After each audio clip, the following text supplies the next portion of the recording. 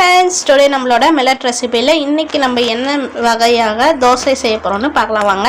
So இதுக்கு பாத்தீங்கன்னா நேத்து நைட்டே நான் வந்து கருப்பு முக்கடலை அப்புறம் கம்பு கருப்பு உளுந்து பச்சை பயிறு குதிரைவாலி அரிசி ஒரு ஸ்பூன் வந்து வெந்தயம் ஸோ இது எல்லாத்தையும் போட்டு தான் ஊற வச்சுருக்கேன். காலைக்கு முளைக்கும்னு நினச்சேன், முளைக்கலை. ஸோ இப்போ இதை நல்லா வாஷ் பண்ணிவிட்டு மிக்சர் ஜாரில் எடுத்து ஆட் பண்ணிக்கிறேன்.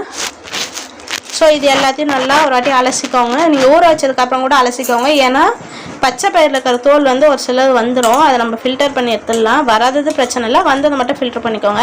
அதுமாதிரி இதை ஃபில்டர் பண்ணும்போது ஜல்லரை வச்சு ஃபில்டர் பண்ணுங்கள். இல்லாட்டி மொத்தமாக பார்த்தீங்கன்னா நம்ம ஊற்றும் போதே அதிலே போயிடும். இந்த கம்பெல்லாம் குட்டி குட்டியாக இருக்குது இல்லையா, தினை அரிசிலாம், அதெல்லாம் வந்து போயிடும் அந்த தண்ணியில் ஃபில்டர் பண்ணும்போது. ஸோ அதை மட்டும் பார்த்து ஃபில்டர் பண்ணிக்கோங்க.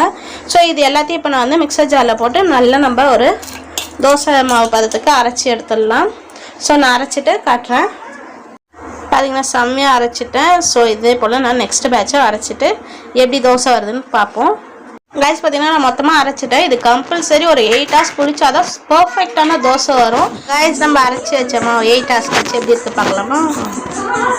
வாவ், செம்மையாக புளிச்சிருந்துருக்கு பாருங்க, பார்த்தீங்களா?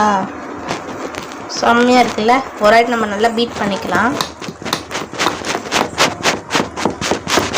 ஸோ இப்போ இதில் நம்ம தேவையான அளவு உப்பு ஆட் பண்ணிக்கலாம், மாவுக்கு தேவையான அளவு. ஸோ உங்களுக்கு இந்த கன்சிஸ்டன்சி ஓகேனா விட்டுருங்க, இல்லாட்டி தண்ணி ஆட் பண்ணணும்னாலும் ஆட் பண்ணிவிட்டு தோசை ஊற்றுங்க. இப்போ நம்ம தோசை ஊற்றலாம். தோசைக்கல் வச்சு தோசைக்கல் காஞ்சிச்சு, எண்ணெய் ஊற்றிட்டேன். இப்போ நம்ம மாவு ஊற்ற போயிடும்.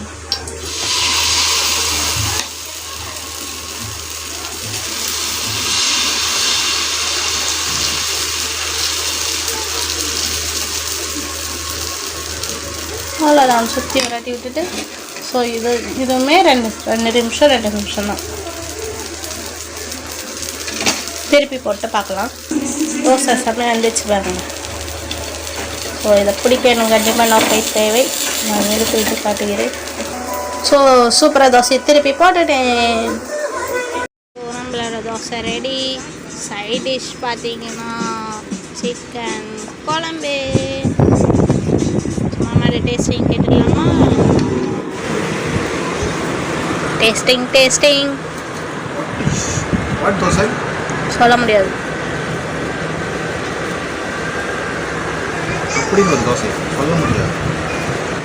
தோசை எப்படி இருக்கு? நல்லா இருக்கு.